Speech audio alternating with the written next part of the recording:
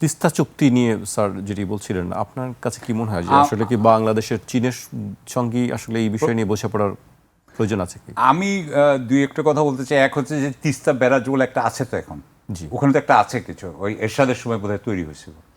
ওখানে আমি গিয়েছিলাম, আমাকে যখন সরকারি চাকরি করতাম আমাদেরকে নিয়ে গেছিল।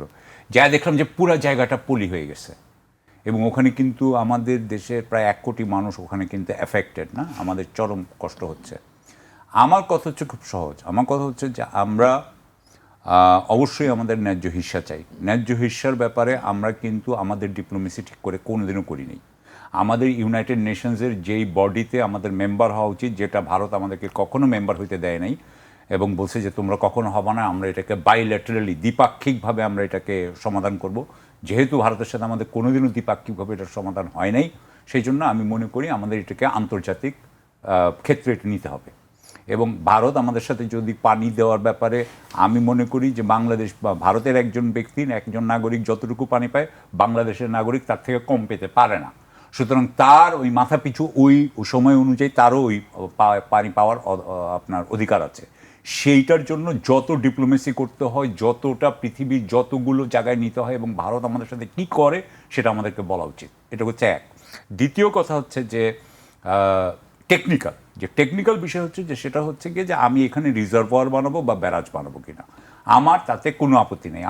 আমি এর আগেই আপনার অনুষ্ঠানে এখানে তখন বোধহয় প্রফেসর দিলার চৌধুরীর সাথে ছিলাম, আমি বলেছিলাম যে যেহেতু ইন্ডিয়ার লেগেসি হচ্ছে যে তারা ফারাক্কার বানানোর পর থেকে বাংলাদেশের ন্যায্য হিস্যার ব্যাপারে, পানি হিস্যার ব্যাপারে তারা কখনো আন্তরিক ছিল বলে আমি মনে করি না। আমি অবশ্য সেখানে ছিলামও না, আমি দূর থেকে যেটুকু মনে হচ্ছে আন্তরিক না। সুতরাং তার লেগেসি দেখে আমি বলবো যে আমাদের এখানে আমি ভারতের উপরে আমার আস্থা নাই।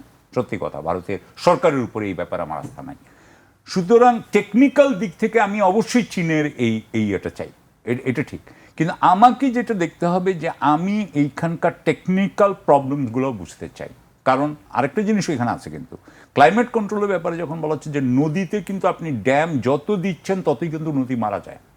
সুতরাং এবং এটা বেশিরভাগ ড্যামিং করেছে কিন্তু আপনার ইন্ডিয়া, মানে আমাদের নদীগুলোর উপরে উজানে করেছে ইন্ডিয়া।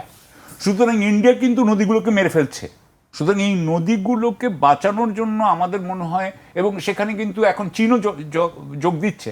সুতরাং চীন, ভারত এবং বাংলাদেশ তিনজনেরই কিন্তু বসে, আমি মনে করি যে আমাদের একটা কিন্তু অভিন্ন কৌশল থাকা উচিত নদীর ব্যাপারে।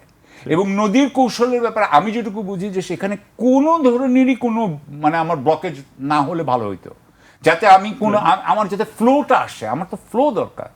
সো আমার সিলটেশন ইজ দ্য প্রবলেম, আমার পলি বেশি হয়ে যাচ্ছে। ফারাক্কাতে যেরকম হচ্ছে সেটা আমাদের অন্য জায়গায়ও হতে পারে। সো আমি ফাইনালি বলবো, আরেকটা কথা বলে শেষ করি, যে আমি জানি যে সিলটেশন যে প্রবলেম আছে সেই প্রবলেমটা চীনারা কিভাবে সমাধান করবে, অবশ্যই করবে। চীনারা তো ইঞ্জিনিয়ারিং ব্যাপারে they are the best in the world. So ওনাদের ওটা আমাদের জানতে হবে যে কিভাবে ওনারা সিলটেশনটা চেঞ্জ করবে, কিভাবে আমাদের এই প্রবলেমটা সলভ করবে, and then we should do it. আমরা আমাদের এই তিস্তা ব্যারাজ করে ফেলা উচিত। পদ্মা ব্যারাজের ব্যাপারেও কিন্তু আবার ভয় হচ্ছে, পদ্মা ব্যারাজের ব্যাপারে আমার ভয় হচ্ছে যে আমরা 34,000 কোটি টাকা বোধহয় এবার দেওয়া হলো, এই টাকা খরচ করে কি আমাকে আপার স্ট্রিমে কি সিলটেশন হবে, পলি হয়ে জমে যাবে? ফারাক্কাতে যেভাবে পলি জমে যাচ্ছে আমাদের দেশেও কি জমে যাবে? তাহলে কি আমাদের পদ্মা ব্যারাজ করা ঠিক হবে কি না? আমি কিন্তু ইন্ডিয়ার উপরে করতে চাই না, ডিপেন্ড করতে চাই না। কিন্তু আমার পুরো জিনিসটা দেখে আমাদের এই একটা সামগ্রিক ডিসিশন নেওয়া উচিত। আমার মনে হয় এখন আমরা নেইনি সেখানে।